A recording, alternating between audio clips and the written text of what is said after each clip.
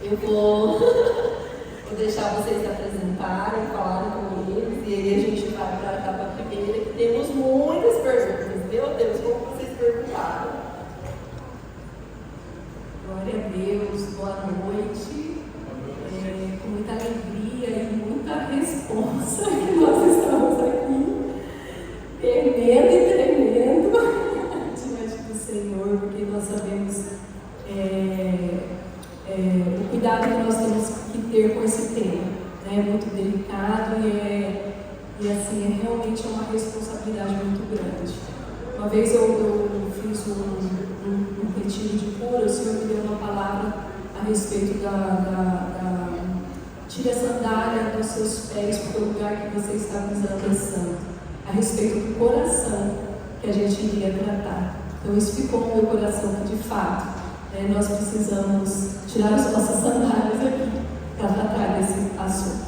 Amém? Eu sou a pastora da igreja, pastora Janaína, para quem não me conhece, sou psicóloga, tenho tempo aí de formada, vai contar uns 20 anos de formada, e tive um período em que eu fui para Campo Grande, trabalhei no CAPES 2, que é de psiquiatria.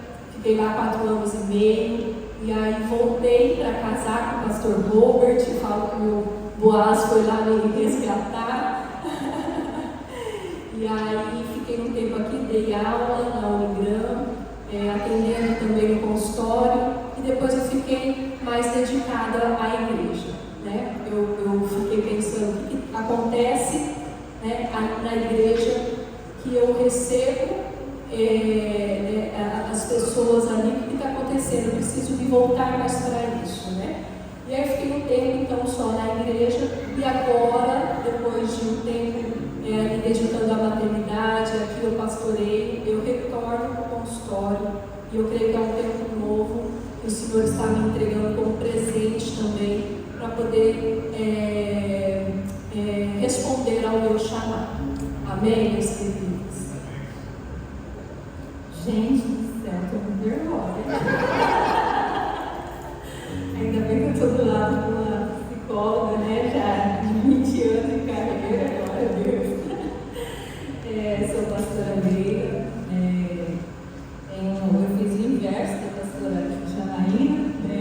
Eu entrei no ministério aos 16 anos, já chamada de pastora aos 16 anos, e nos dedicamos à igreja, e até hoje estamos nos dedicando.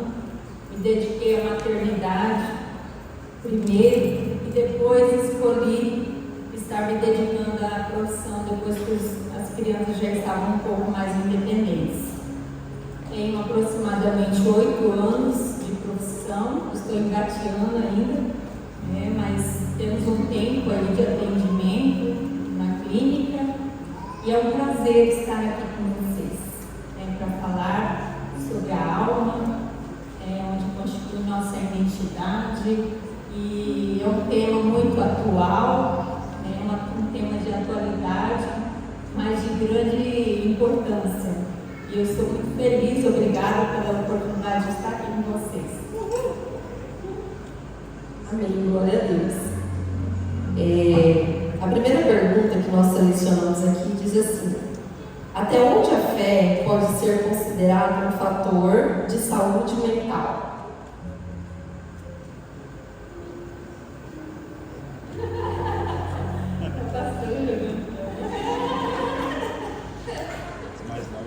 Eu acredito que a fé ela é um grande suporte, né, nessa área de saúde mental. Ela dá um amparo, trazendo um equilíbrio. Então a fé, quando a gente move-se a nossa fé, a gente entende que existe um equilíbrio emocional que diminui o impacto do estresse, diminui o impacto da ansiedade. Então, mover-se na fé, dentro dessa consideração, desse fator que é a saúde mental, eu acredito que ela só tem a acrescentar. Então, a fé ela traz um sentido e um propósito, de vida em relação à nossa saúde mental. me veio a respeito da fé, ali em Hebreus, que fala a fé é a certeza, Hebreus 11, é a certeza das coisas que se esperam e a convicção de fatos que não se vê.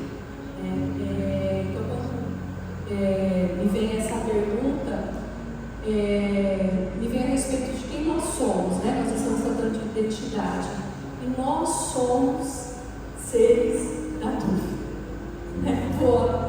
Vou no FAI ou não vou? Né? Faço que faculdade? Né? Caso ou não caso? Com quem eu caso? Né? Então nós somos seres que duvidam, que têm dúvidas. Né?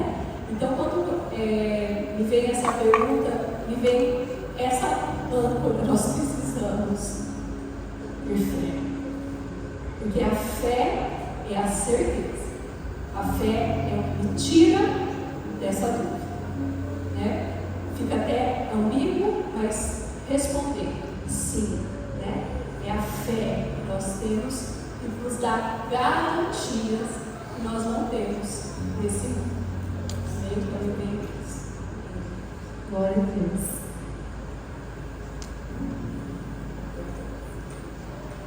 Se o Filho os libertar, vocês de fato serão livres.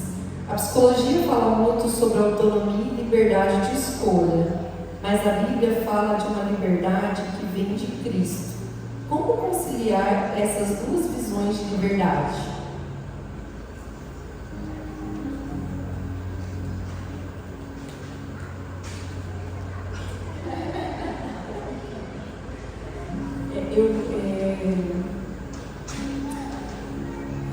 Eu penso assim que a liberdade ela precisa ser vivida com responsabilidade, né? E tanto a pergunta diz a respeito da gente conseguir conciliar, né? A palavra fala algo, né? Cristo nos dá uma vida em liberdade, né? Mas Ele nos dá essa vida em liberdade num tempo de graça, né? E a psicologia, ela também vai trabalhar a respeito vai falar dessa liberdade e vai falar dessa responsabilidade, né? Porque quando você chega com uma queixa, uma dor, uma angústia, né? No tratar sobre isso, você é levado a se responsabilizar por aquilo que você está se queixando, né? E quanto mais responsabilidade, mais eu consigo transitar com liberdade, né? Porque eu sou responsável pelas minhas decisões e pelas consequências delas, né? Então, nós podemos ter esse complemento assim. Eu acredito que é isso, e o termo liberdade, né, quando a gente entende a respeito disso, ele dentro da psicologia, ele é essa questão de termos escolhas também. Essa responsabilidade, conforme a pastora nos disse, sobre a autonomia, e isso gera escolhas. E dentro da liberdade que Cristo nos proporciona, é uma liberdade de estar livre do pecado e da escravidão. Ele nos proporciona essa nova criatura, né? E querendo ou não, acaba tendo-se uma junção, porque ou eu escolho estar sem Cristo dentro dessa liberdade, ou eu escolho estar com Cristo.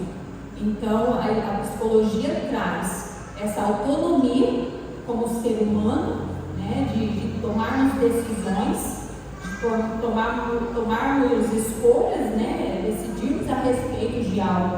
E quando encontramos a liberdade em Cristo, é uma escolha. E como seres humanos também, um dia escolhemos estar com Ele.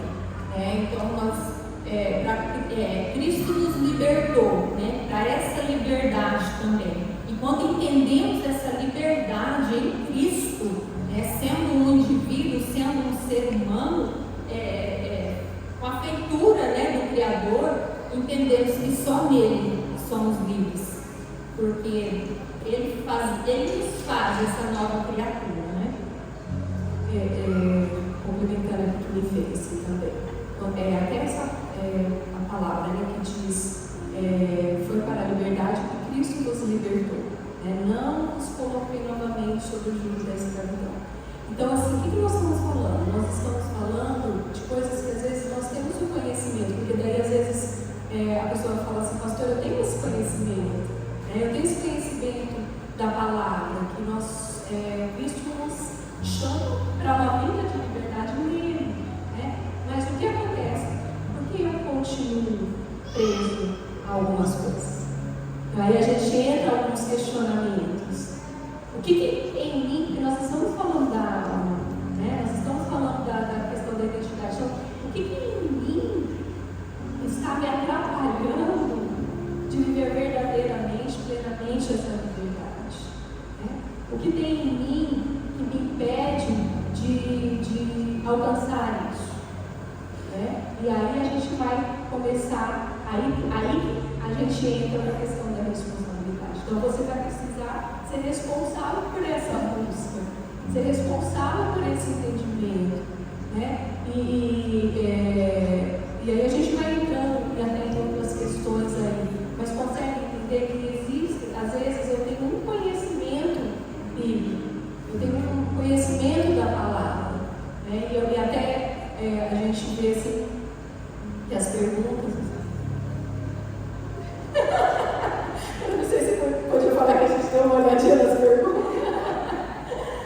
Mas é para a gente ter uma direção, entendeu? Né? O que vocês querem saber. Então, assim, porque daí a gente vê que, até eu me perdi, mas a gente vê que a partir daí a gente começa a, então, entender que existem mais coisas que estão impedindo de viver plenamente essa liberdade, ou plenamente esse conhecimento que eu tenho em Cristo Jesus. Que aí a gente vai entrar nessas questões do coração, da alma, desse coração enganoso, que até a gente vai falar. Como construir uma identidade madura? Eu acredito, essa pergunta foi muito boa, né? Porque tanto se fala sobre identidade e muitas vezes a gente fica naquela: será que eu estou com uma identidade madura? Será que de fato eu tenho uma identidade, né? Nessa construção é interessante, porque a gente acaba pendendo-se mais para a questão da palavra, né? Sobre Jesus, porque essa identidade foi formada nele quando a gente conheceu ele, a gente entendeu quem somos nele. Como construir isso nele? É buscando intimidade com o Pai, o conhecimento da palavra a respeito de quem somos nele. Eu entendo que quanto mais conhecermos, mais estamos próximos ao Pai, mais estamos em intimidade através da oração, através da leitura da palavra, a gente consegue entrar nesse processo de amadurecimento, porque a identidade, eu entendo que ela é uma construção, né? Ela não é um rótulo. Eu tenho uma identidade, eu não é um rótulo. Não, ela é uma construção. Então, quanto mais eu me aprofundo nele, quanto mais eu busco essa intimidade com o Pai, e eu conheço as verdades dele a meu respeito, mais eu me amadureço nessa identidade. Eu fiz um resuminho assim, para a gente pegar um pouquinho desse tema, da identidade. Então, assim, quando a gente fala da identidade, a gente está dizendo assim, quem eu sou, né? Então, quando eu quero tratar da minha identidade, é quem eu sou, né? E depois a gente tem.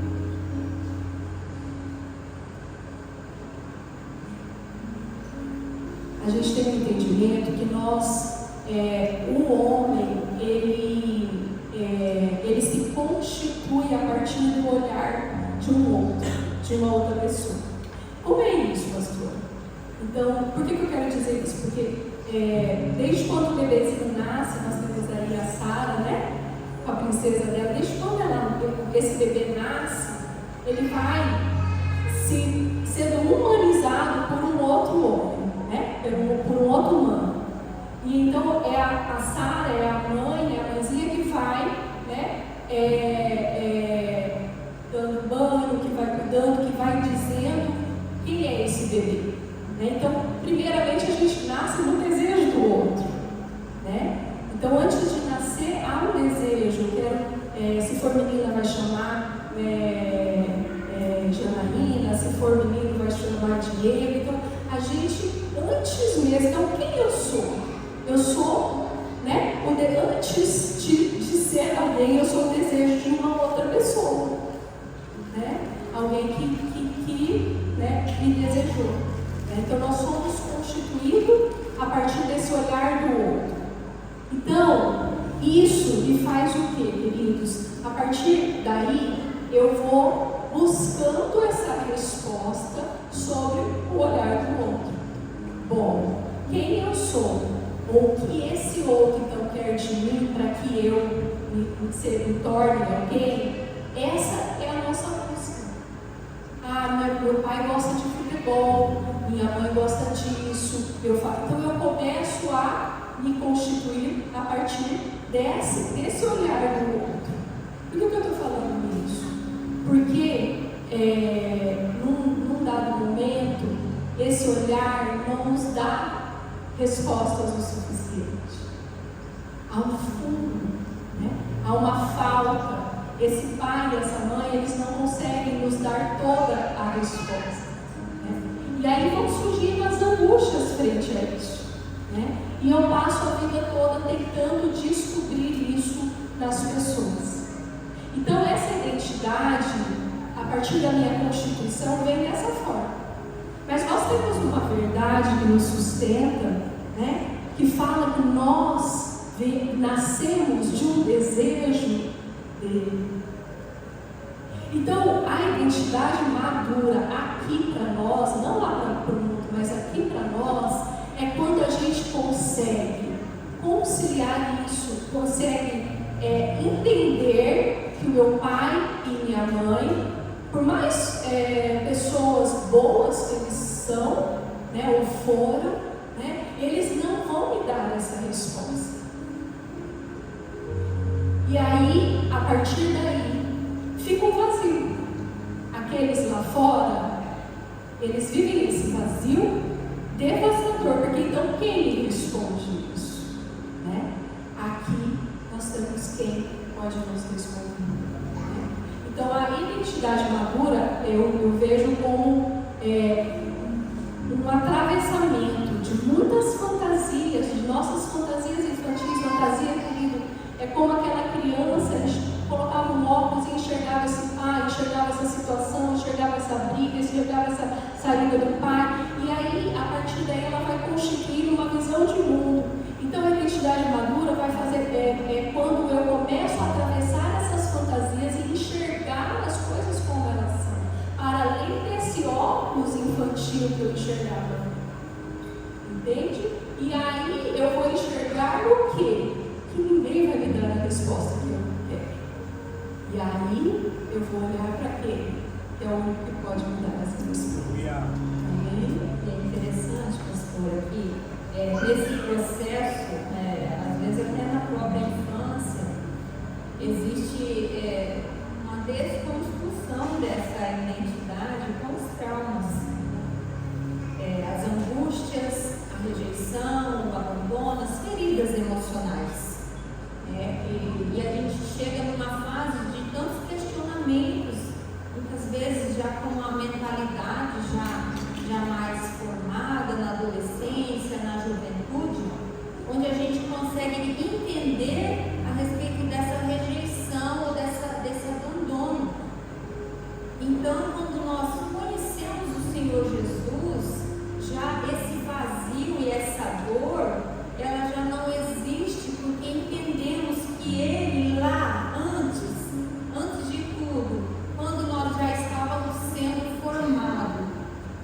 Ele já nos quis, Ele já nos amou.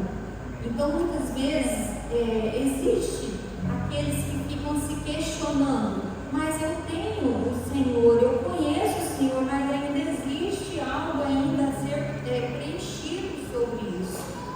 Então, é nessa construção de entender quem somos nele, onde vai sendo preenchida a nossa alma. Eu acho que é interessante que teve uma fase, falando um pouquinho só sobre mim, né? Teve uma fase da minha vida, aos 18 anos, eu já estava no ministério, eu já conhecia Jesus, mas teve uma fase que eu senti um vazio muito grande, onde entrou depressão. E eu ficava naquela, mas eu tenho Deus, mas por que eu estou sentindo esse vazio? Então foi um fragmento que houve na adolescência a respeito desse trauma e gerou uma consequência. Então, muitas vezes nos questionamos, mas por que? Parece que a minha identidade ainda não está formada. Isso é necessário, olharmos mais para dentro de nós, falar, Senhor, aonde? Porque a gente se cura naquilo que a gente toma consciência. E a gente entende que essa cura, claro que existem os recursos profissionais, mas existe uma cura que vem do alto, porque o Senhor nunca nos rejeitou e nunca nos abandonou. Entendemos que Ele nos cura, né? E foi onde o Senhor me curou da depressão, porque eu não sabia o que era psicologia na época, aos 18 anos. E foi uma cura que me trouxe uma... hoje eu me lembro de tudo, mas não me dói mais.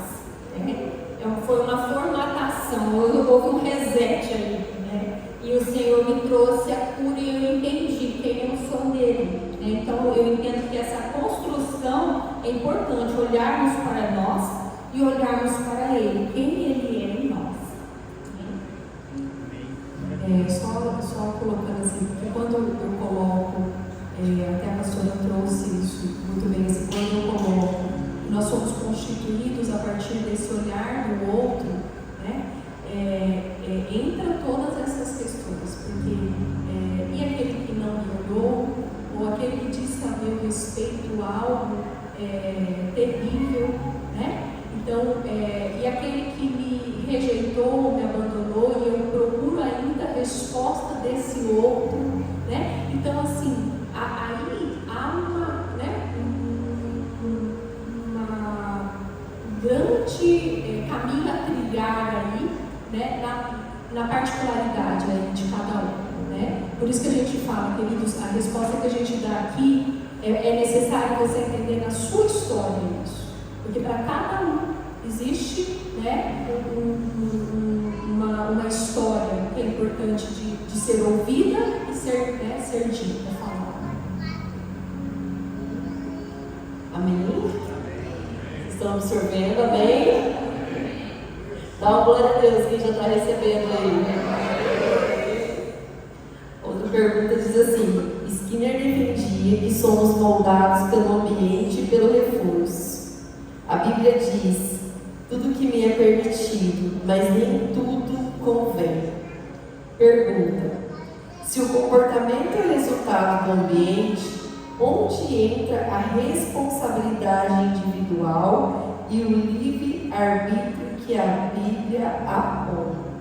Meu Deus! Esse aqui foi bem profundo, eu acho que ele foi no chat. Acho que ele foi no chat.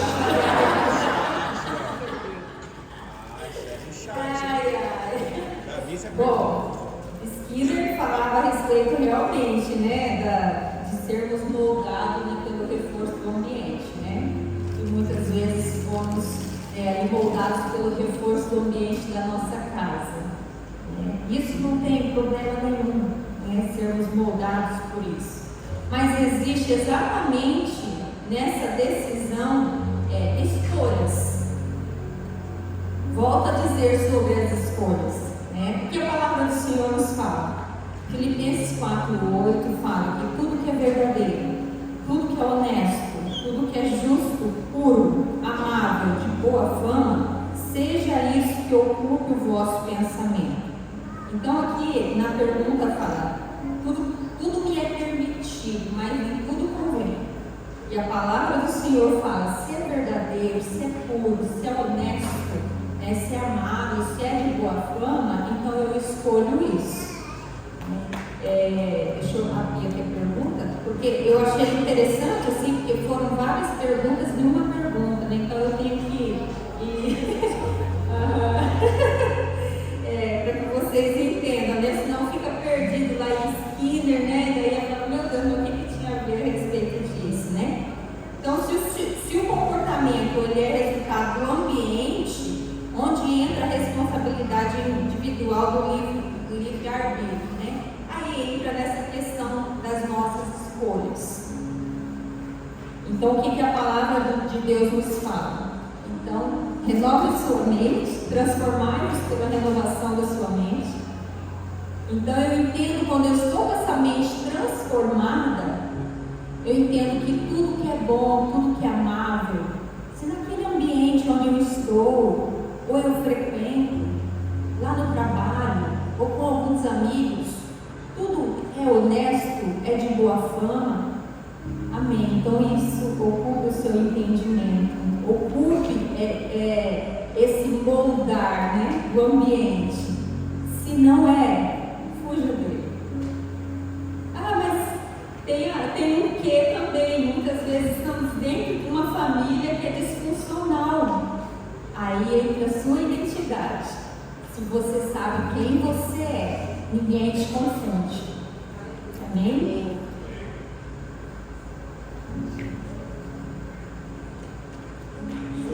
Pensar aqui. Olha, eu vejo, eu falei um pouquinho quando eu falei da responsabilidade.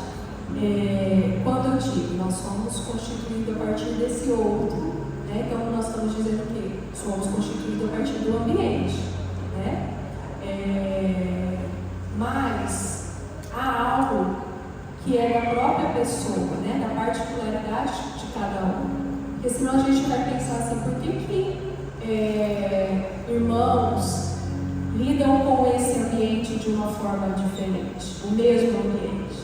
Então a gente já entra que há uma responsabilidade, há uma particularidade de cada um nessa realidade. Aí tá, mas porque foi criado em fases diferentes. Ok, e irmãos gêmeos, né? Que a gente tem também gêmeos ali criados no mesmo ambiente, no mesmo tempo, com os mesmos pais, mas cada um também dá uma resposta diferente a esse ambiente, né? Então a gente tem aquilo que é do ambiente, que nos forma assim, contribui para a constituição do nosso eu, influencia e muito, né? Mas tem o meu olhar para com isso também, tem a minha personalidade, né? Tem o meu eu, né? Vendo tudo isso, né? E aí a responsabilidade vai entrar de que forma também? Quando eu reconheço esse ambiente, eu reconheço o quão maléfico, o quão ruim foram algumas coisas nas quais eu vivi, e eu tomo essa responsabilidade para mim de dizer, eu quero viver uma vida diferente. Então, diante dessa realidade, diante desse ambiente que me constitui, que me forma, mas há algo meu aí, né? E aí entra a minha responsabilidade. O que, né, tem uma frase de Sartre, mas muitos têm usado na cura, né? O que eu vou fazer, o que eu posso fazer com aquilo que fizeram comigo, né? O que você vai fazer? Então essa é a sua responsabilidade. Então você tem uma responsabilidade de entender isso, de falar, opa, a partir de agora eu quero viver diferente, de buscar. Mas pastora, existem, às vezes você toma essa consciência, né? Mas às vezes, ainda tomando a consciência, eu não quero, né, viver dessa forma. Eu não quero, né? Ainda tem mecanismos, situações que me faz repetir a mesma história.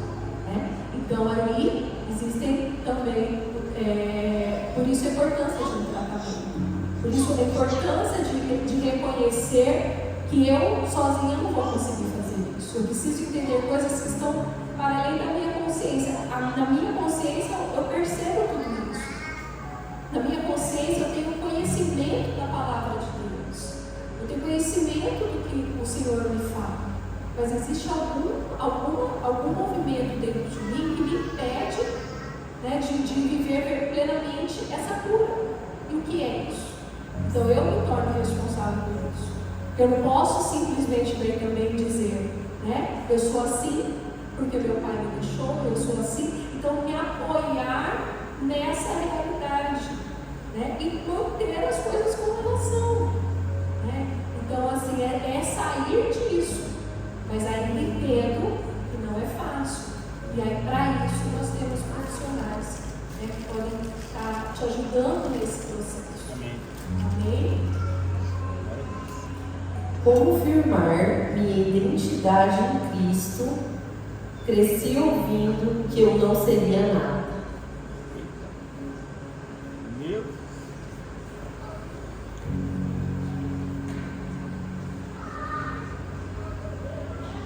Aí entra no que a pastora acabou de falar, né? Sobre tomar consciência e a responsabilidade sobre isso. Eu tive uma interpretação, não sei se a pastora entendeu isso, sobre essa fala. Eu cresci ouvindo que eu não seria nada. Essa fala pode gerar dor, se já não gerou. Então eu tomo consciência a respeito disso, e isso me gerou algo, me trouxe crenças limitantes na minha mente, e eu preciso ressignificar isso. Quando eu não consigo por si, como a pastora nos mencionou agora, eu preciso buscar essa ajuda. Eu preciso me conhecer. Então eu busco ajuda sobre isso. E quando nós conhecemos a Jesus verdadeiramente, entendemos que o que Ele diz a nosso respeito é o contrário dessa fala. Porque Ele nos diz que tudo posso naquele que me fortalece. Então a gente já não fica mais naquela fala, eu não sou nada, eu não vou dar em nada, né? Porque quando vamos para a palavra nos dá essa resposta. A palavra do Senhor nos dá, além dessa, são vários versículos que o Senhor fala a nosso respeito de quem somos nele. Ou decidimos tomar essa responsabilidade de crer que o nosso Deus é o nosso Pai, que nos formou, que nos amou, que nos planejou, e acreditarmos na palavra dele, ou ficamos na escolha de uma fala que gerou uma crença limitante em nós. Então é importante tomar a responsabilidade sobre isso. Eu não quero viver mais nisso, então eu vou buscar ajuda. Porque eu creio que a minha identidade será fortalecida e amadurecida no Senhor, quando eu entender que eu nele posso, eu consigo no Senhor. E aquela fala foi apenas uma fala. E talvez até a família, o ambiente, reproduziu, não conseguiu ressignificar. Porque vamos imaginar que tenha sido um pai ou uma mãe e eles ouviram isso dos avós, como se fosse algo normal. E eles reproduziram isso na sua vida. Então é importante ressignificarmos isso agora, para que nós não reproduzamos lá na frente para os nossos filhos. Amém? É isso,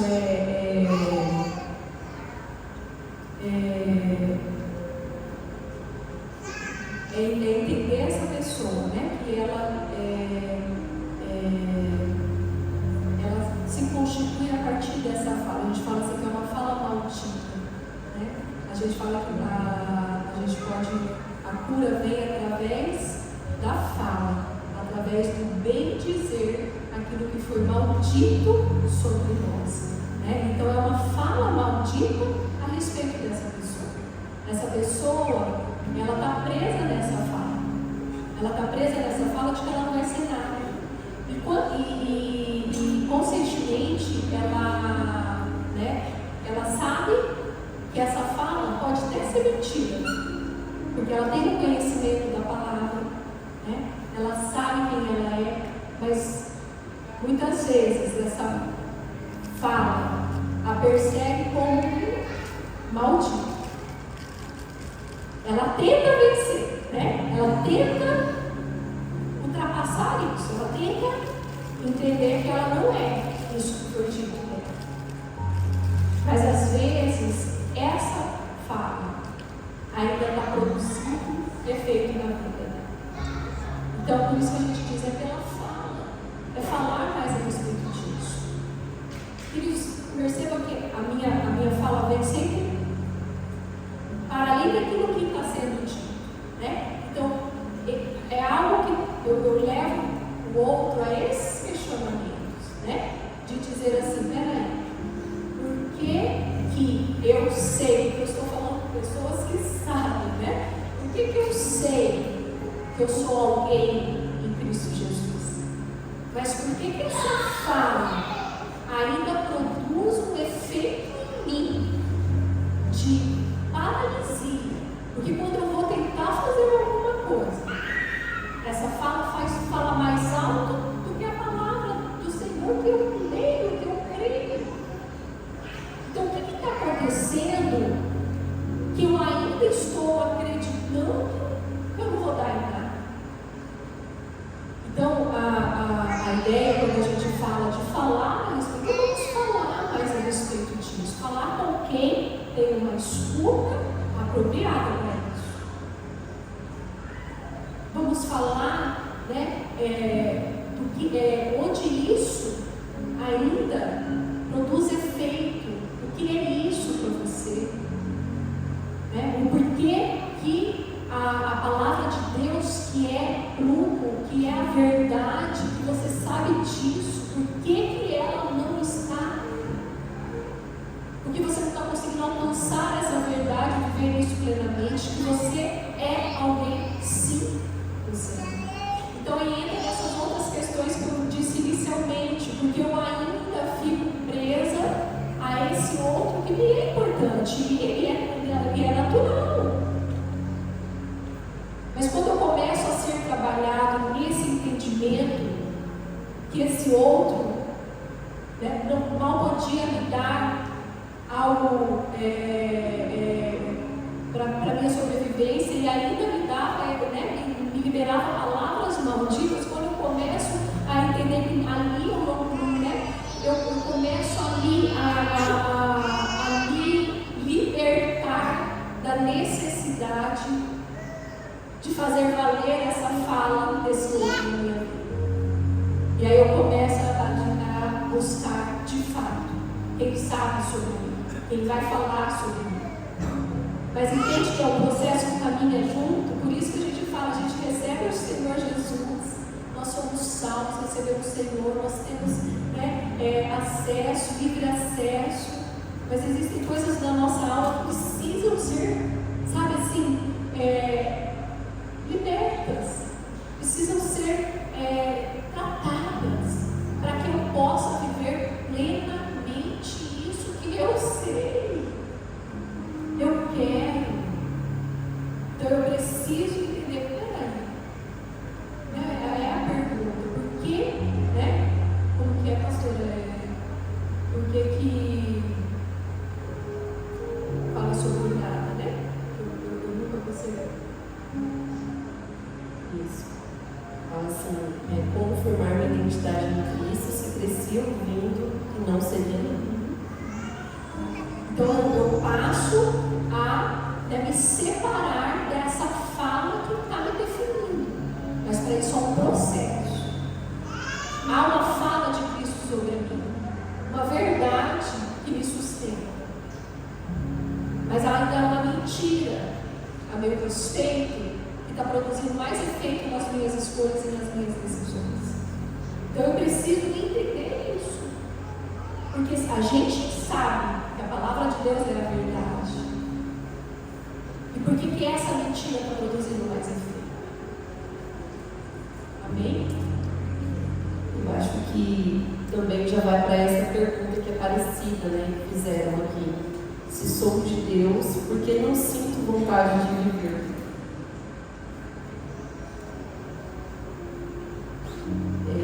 Teve muitas perguntas, assim, quando a gente foi separando, teve muitas perguntas nesse sentido. Se eu tenho o Senhor, por que eu não sinto mais vontade de viver? Muitos pensamentos suicidas. Teve muitas perguntas nesse sentido.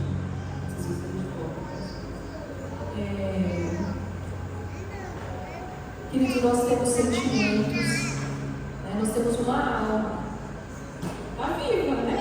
Nós estamos vivos, nós temos sentimentos, nós temos medos, nós temos preocupações. Por isso que a palavra do Senhor fala o tempo inteiro acerca disso. Se isso não fosse validado em nós, não existisse em nós, não existiria na palavra, não mantenha ansiosos por coisa alguma. Então, há um ensinamento da própria palavra acerca daquilo que nos move, que nos gera cada um de nós, as nossas angústias, os nossos medos, as nossas tristezas, as nossas dores, né? O que a gente precisa é entender que isso não nos define e isso não exclui que eu sou de Deus. A verdade de que eu sou de Deus, né? Mas eu preciso saber um pouco mais disso. Por isso que eu sou mais investigativa. Por isso que para cada um isso tem uma história. O que acontece que você não sente mais vontade de viver? Né? É uma dor de muito tempo, é um cansaço, é uma tristeza.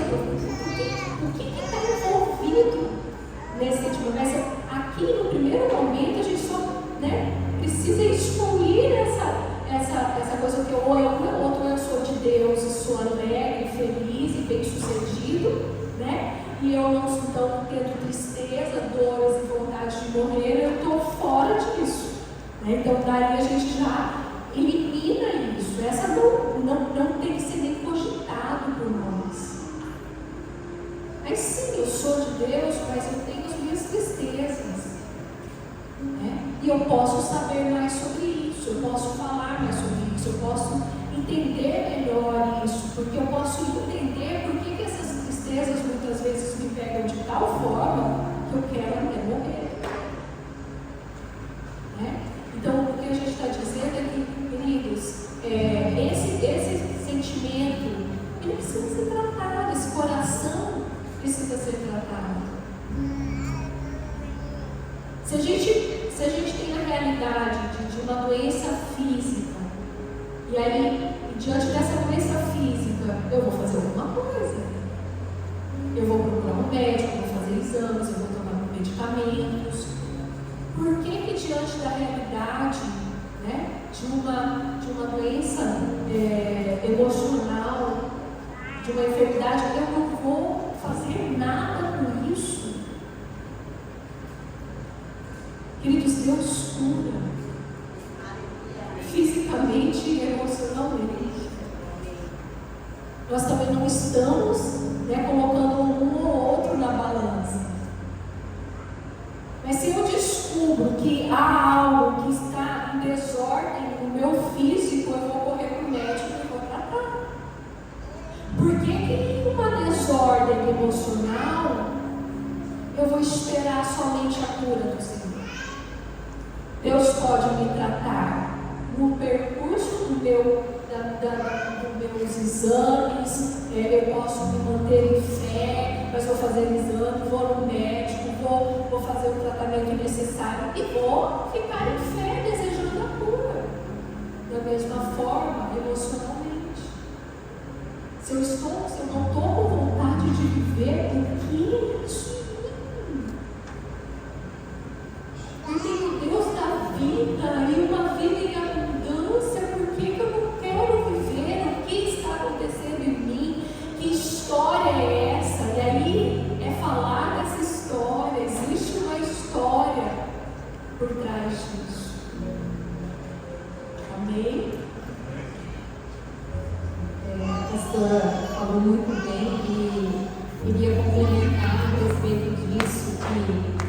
existe, né, um desequilíbrio mesmo.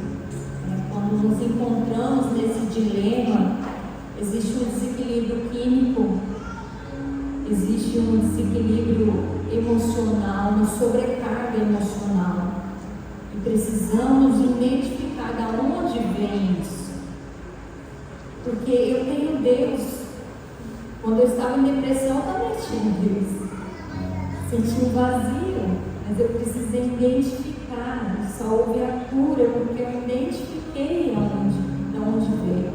E se na época eu conhecesse psicólogo, eu iria buscar ajuda. Então, o que a pastora falou, colocou muito bem. Não vamos ficar parados ali esperando, Deus me cura. É tempo de buscar ajuda profissional, porque Deus também pode usar os profissionais para nos ajudar. Amém? Gente, tem muita pergunta. A gente não vai conseguir. A gente vai juntar e depois a gente passa para as pastoras fazendo. Isso. Tem muita pergunta mesmo. Eu vou ler mais uma aqui. E aí nós vamos dar a oportunidade, como a gente falou, para uma pergunta que vai surgir aqui agora. E depois eu leio todas e a gente faz um resumo. Mas eu achei interessante essa pergunta aqui, que fizeram assim: o que fazer quando a sua identidade incomoda os outros?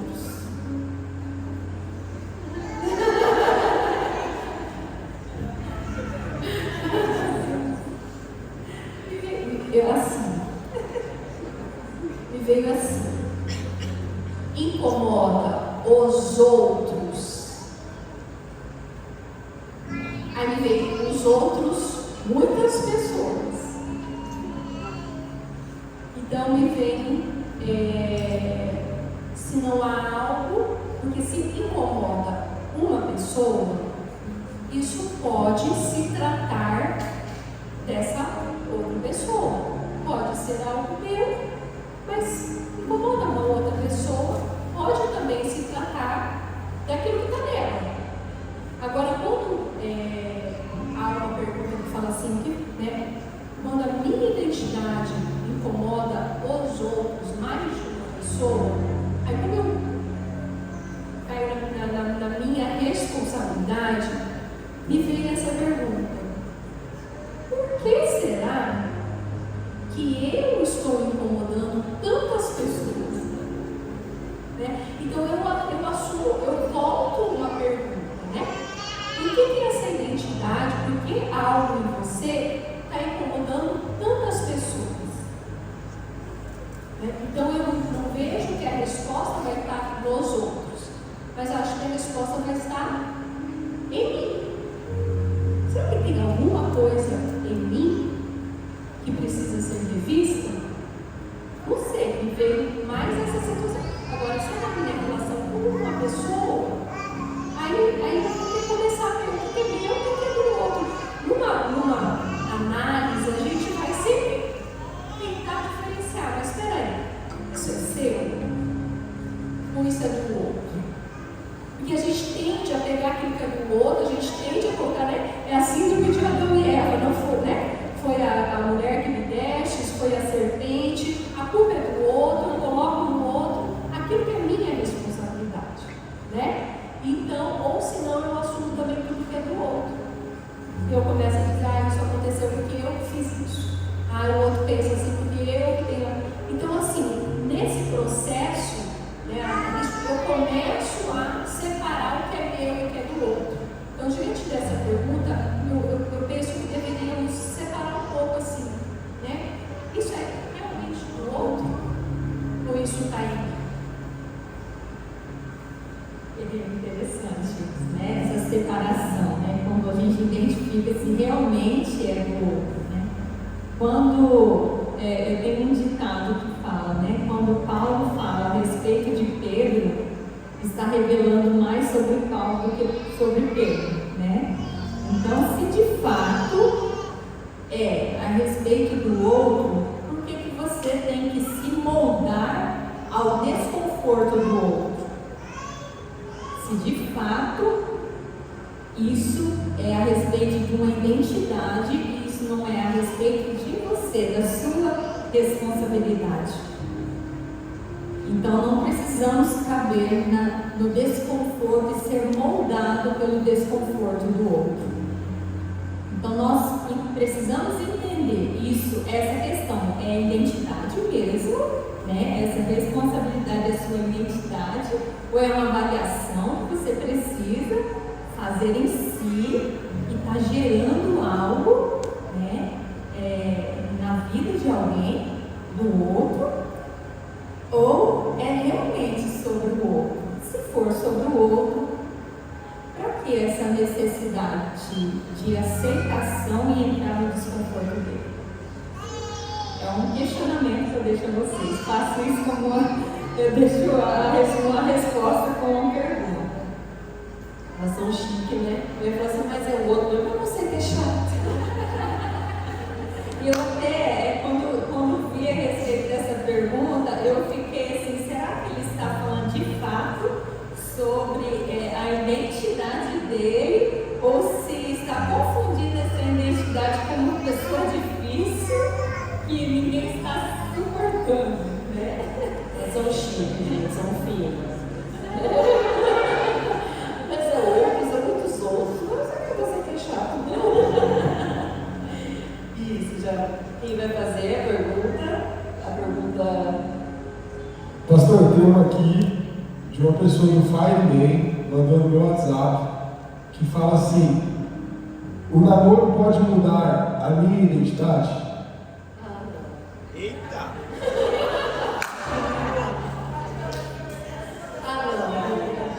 Faz um texto. É polêmica, hein? Polêmica. Agora já é a hora que a gente já pode ir embora. Essa da série passada.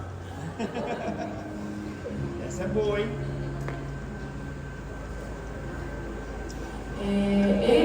Eu penso que a gente não sai daquilo que eu falei inicialmente, consegue ver, né? É você buscando sempre no outro, né, a resposta. Agora eu namoro, eu caso, esse outro é quem vai me fazer feliz. Esse outro é quem vai, né, dizer quem eu sou. Esse outro que vai. Então eu fico sempre preso a essa resposta, né? Agora eu vou ser feliz, agora eu vou ter a resposta, agora. E aí quando eu me deparo com uma outra pessoa que não tem essa resposta, que também é furado desse conhecimento, eu me frustro, né? Então quando a gente começa, até tem um livro de uma psicanalista que fala assim, a gente mira no amor e acerta na solidão, né? Porque às vezes a gente busca esse amor para nos completar, né? Ela até fala assim, quem disse dessa tampa, que toda panela tem uma tampa, né? Porque a gente busca essa completude no outro, e aí quando a gente vai e encontra o outro, a gente vê, meu Deus! Eu falo assim, eu falo para o Senhor, o Senhor quem fez isso? O homem, né? E a mulher. E o Senhor que criou tudo isso, né? Então o Senhor é quem vai me ajudar com isso, com as diferenças que eu me deparo com o meu amado, né? Somos muito diferentes. Então que ideia é essa, né? Porque esse outro vai me completar. Então quando eu começo a entender isso, por isso que diz, a gente vira no amor, acerta na solidão. Eu começo a perceber que eu estou sozinha nisso, que ele não vai me preencher. E quando eu entendo dessa minha solidão, de que ninguém é igual a mim, aí eu recorro a quem eu devo recorrer para me completar. É somente o Senhor. Então, se eu entro já no namoro, não sei se essa pergunta seria assim, eu entendi que se o namoro molda a pessoa, né?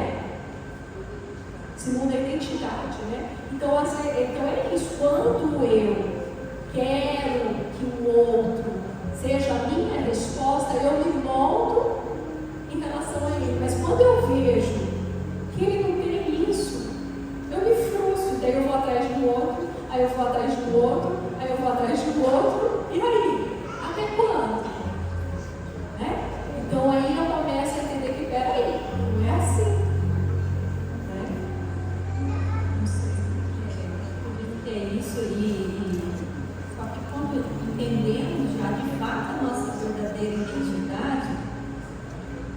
gente não vai ficar nessa busca por ser moldado pelo namoro, pelo relacionamento. A gente só vai se complementar, né? O Wilson me complementa em áreas que eu não tenho, e eu o complemento em áreas que ele não tem. E isso não muda quem somos em Deus. Então, se o namoro está fragmentando essa identidade em Deus, é importante rever isso. Amém. Nós temos várias perguntas, a gente vai tentar finalizar para fazer um resumo, mas eu acho que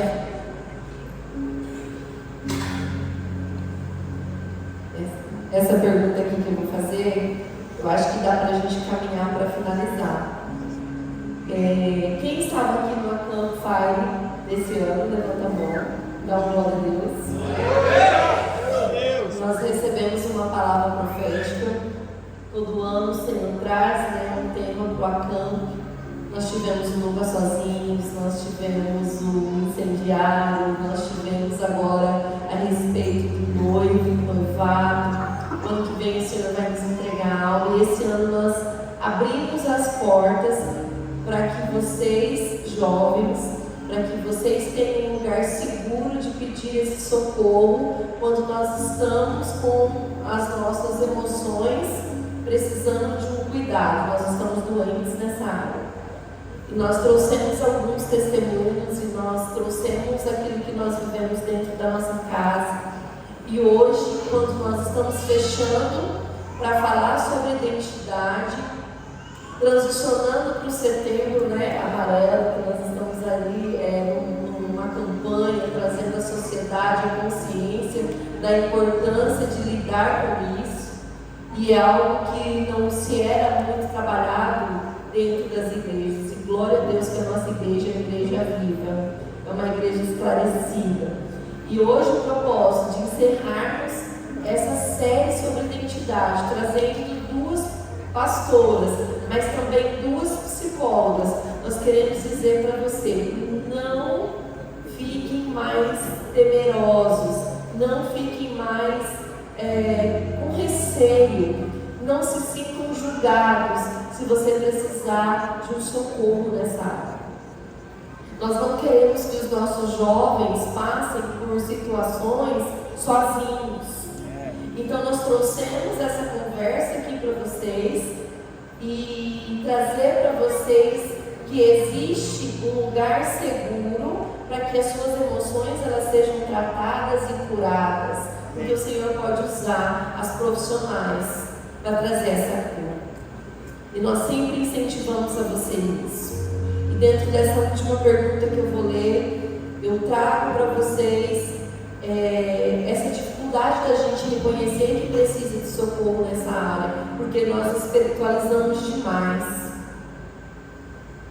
Eu me lembro que em 2015 eu fui ordenada pastora. Em 2016 eu comecei a ter crises de ansiedade muito grande, muito forte. Eu comecei a ter crises de pânico, burnout, tudo que vocês imaginar no sentido do meu psique estar adoecido, e eu espiritualizava tudo demais. Eu fui ordenada ao ano passado. Como assim uma pastora tem crise de ansiedade? Ao ponto de eu sair do meu trabalho, na rua, caminhando, e eu não saber como voltar para casa. Mas eu não queria assumir isso para meus pastores, porque eu ia ser julgado. Eu não queria assumir isso para as pessoas que eu liderava, porque eles iam colocar em cash o poder de Deus que operava sobre a minha vida. E havia uma resistência. Em 2017, eu tive um surto que eu perdi, eu perdi já a consciência ali do momento. Eu fui parar no hospital e eu fiquei 5 dias dormindo, tratamento com psiquiatra. Em 2017 não existia aula de psiquiatria no H1. Não, os hospitais ainda não estavam preparados para lidar com essas situações. Eu me lembro que eu fui para o hospital, não tinha psiquiatra, aí eu fui para o outro. E quando nós chegamos no hospital evangélico, eles separaram em 2 salas, porque eles não sabiam muito como lidar com a situação. E eu tive que encarar essa minha realidade, como que as pastoras trouxeram aqui. Porque eu precisava de cura, eu precisava que eu entendesse que eu precisava de uma cura. Não porque Deus não me amava, não porque eu não tinha mais autoridade, não porque a unção foi errada, porque foi logo no ano seguinte a minha ordenação, não porque o Senhor nunca mais ia operar sobre a minha vida, mas eu entendi que eu precisava cuidar dessa área da minha vida com aquilo que o Senhor me deu, que foi com a medicina, que foi com a ciência, que foi com as psicólogas, que foi com o psiquiatra, que foi com o medicamento que eu tive que tomar. Em 2017 eu comecei a fazer a minha análise através da terapia psicanalítica e eu fui entendendo esse lugar, eu fui entendendo esse mundo. Então a minha relação com isso começou em 2017. E aí 5 anos depois, em 2020, eu decidi estudar mais sobre isso e me aprofundar na teoria. Mas o que eu quero trazer com vocês, para vocês, a respeito desses testemunhos, se você tem algo que você tem vergonha de pedir socorro porque você é cristão e as pessoas vão julgar se você é mais ou menos cristão, vão julgar se você é músico, se você é líder, se você é um pastor, se você tem um cargo, se você tem uma célula, se você tem pessoas que você discipula, eu gostaria que essa noite você destravasse isso e pedisse socorro, porque esse é o intuito. Nós temos profissionais aqui para ajudar vocês, amém? E aí eu vou ler a última pergunta, passo a palavra para elas finalizarem e nós vamos orar. Você que se identificou, nós passamos um pouquinho do horário, mas nós precisamos orar. Você precisa orar a respeito disso. Ele cura os corações quebrantados e trata das feridas. Até que ponto a psicologia pode curar traumas e como a fé pode ser uma ferramenta para tratar feridas emocionais que parecem incuráveis? É o momento que eu estava. Penso que a gente colocou isso, né? Não é colocar uma balança, um do lado da balança e o outro do outro lado, né? Realmente entender que caminham juntos, né? Como a pastora colocou aqui. Até tem uma pergunta que também fala assim, o que você acha que, só para complementar essa, por que você acha que o jovem, por que motivo o jovem pode se afastar dos caminhos de Deus, né? E aí me veio a respeito disso um evangelho raso, que não tem cruz, e a religiosidade. Porque quando você se depara com um evangelho que não vai te quebrar, né, que não vai tratar dessa coisa aí dentro, né, você vai por um tempo, mas você não vai suportar. E você se afasta. Ou quando você se depara com uma realidade religiosa, né, onde todos estão padronizados no mesmo entendimento, onde eu não ouço a história de cada um, porque Jesus, para além de toda a religiosidade, ele ouvia um por um e curava de acordo com a necessidade daquele que chegava até ele, e de acordo com o querer e a vontade daquele que chegava até ele, ele dizia o que você quer que eu te faça, ou seja, ele chamava essa pessoa também para a responsabilidade, né? Mas ele ouvia essa história, ele entendia essa história, então para além de toda a religiosidade, então a religiosidade ela amarra qualquer um. Então quando a gente está tratando daqui, a gente está dizendo para além daquilo que se conhece, porque o religioso diz, mas você sabe disso, e você ainda continua sofrendo?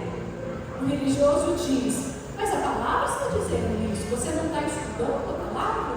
O religioso não consegue entender que existe também uma alma aflita, com dificuldades, Né? Então, quando a gente abre esse espaço para dizer, oh, eu entendo que você tem conhecimento, né? E se for falta de conhecimento, né? Corramos com isso. Mas eu estou dizendo para aquele que tem conhecimento, né? Eu entendo que você tem conhecimento da palavra de Deus. Mas se ainda a sua alma está como Jeremias diz, oh, né? Paredes do meu coração, né? Que angústia. Nós temos Elias, que viveu uma, né? Quantas coisas em Deus e de repente diz, Senhor, tira a minha vida. Né? Nós temos salmos, né, de Davi desesperado, nós temos, entende? Nós temos essa alma, né, sendo manifesta aí, falando das suas dificuldades, das suas dores. Então, caminha junto. E quanto mais eu trato disso, mais eu vivo uma fé genuína, não fingida. Então, eu quero finalizar com isso. Quando Timóteo, eu gosto muito que do livro de Timóteo, Paulo diz para Timóteo, Timóteo, meu filho, segundo as profecias anteriormente proferidas a seu respeito, dou a você esta instrução, firmado nelas, combata o bom combate, mantendo a fé e a boa consciência, que alguns rejeitaram, por isso naufragaram na sua fé. Né? Então, a respeito das profecias, ou seja, a respeito de quem tu és em Deus, combata o bom combate, lute, não desista, não deixe que essa tristeza, essa dor, essa angústia, a sua história te peça de ter uma boa consciência, uma fé genuína. Então, combata o bom combate, não desista, procure ajuda. Então, a minha oração é que vocês possam cada vez mais viver uma fé não fingida, sabe, uma fé sem hipocrisia, amém? Uma boa consciência, tendo uma boa consciência das coisas, das suas desculpas, das suas defesas, dos seus medos, sabe? Tendo uma boa consciência, sabendo quem você é, sabendo quem você é para além do que já disseram de você. Então, essa é a minha oração, que a fé de vocês seja não fingida. Em relação a essa pergunta, até que ponto a psicologia pode curar os traumas? Não existe feridas incuráveis a respeito da psicologia. Eu acredito que tudo é um processo. É como, vamos imaginar, se estivéssemos machucado na parte do nosso corpo, um ferimento profundo. E ao tratar esse ferimento, ele leva um tempo. Ele não é repentino para ser curado. Ele leva um tempo para se fechar. No processo terapêutico, é como se estivesse passando na minha época, né? Assim, era o mertiolate que ardia. Então, o processo terapêutico é como se estivesse passando um mertiolate naquela ferida emocional. Dói para não doer mais. Então, leva um tempo para cicatrizar. Depois desse tempo, cria-se uma casquinha. Depois cai aquela casquinha e fica marca. Então não se anula com o esquecimento dessa marca. A marca fica, mas não dói mais. A gente consegue elaborar isso, né? E dentro da questão da nossa fé também, o Senhor, Ele não vai te fazer passar por uma amnésia a respeito da sua ferida. Você vai se lembrar, porque na área onde você será curado, Deus vai te usar para curar outras pessoas também. Aquilo que é transbordado, que o óleo do Senhor passa sobre a sua ferida, daqui a pouco fica só a marca, e você vai estar preparado também para auxiliar outras pessoas. E é interessante que nesse processo, na área que eu fui curada, particularmente, hoje Deus me colocou para auxiliar outras pessoas também nesse processo de cura. Eu entendo que isso, minha profissão não é apenas uma profissão, é um propósito de vida que veio como uma estratégia do Senhor. Então, esse lugar de busca, de ajuda, ele não é uma exposição de vergonha. A gente expor na nossa vulnerabilidade é um ato de coragem. Então, busca ajuda. Se você entende que dentro das 5 feridas emocionais, seja rejeição, abandono, humilhação, injustiça ou traição, você sofreu e isso ainda dói, busque ajuda, porque mostrar, expor num ato de terapia, num ato de busca de ajuda por um profissional, não é uma vergonha, é um ato de coragem. Amém? A gente não consegue parar. Mas é que eu quero só fechar aqui a respeito desse tema. Queridos, há uma urgência de sermos curados na nossa identidade. Né? Porque se você não sabe quem você é, em Deus, em Cristo Jesus, né? Você facilmente será tragado aí, né? Pelas coisas, pelas falas desse mundo, né? Pela multidão. Então há uma urgência de cura a respeito disso. Principalmente no tempo que nós estamos vivendo, um tempo de altas performances. Queridas, a angústia de hoje que nós estamos tendo é uma angústia de uma insuficiência. Porque quando você se coloca numa rede social como sendo bom, você faz isso, você faz aquilo, de repente vem outro que sabe muito mais que você. E aí você fica nessa busca desenfreada, tentando, né, responder a essa alta performance, e nós vamos, né, nos enchendo de um coração ansioso, angustiado, porque não consegue responder à altura do que estão exigindo e demandando de nós. Então é uma urgência eu saber quem eu sou, para eu não precisar corresponder a isso, para eu não precisar ter uma vida descaminhada. Isso que a gente.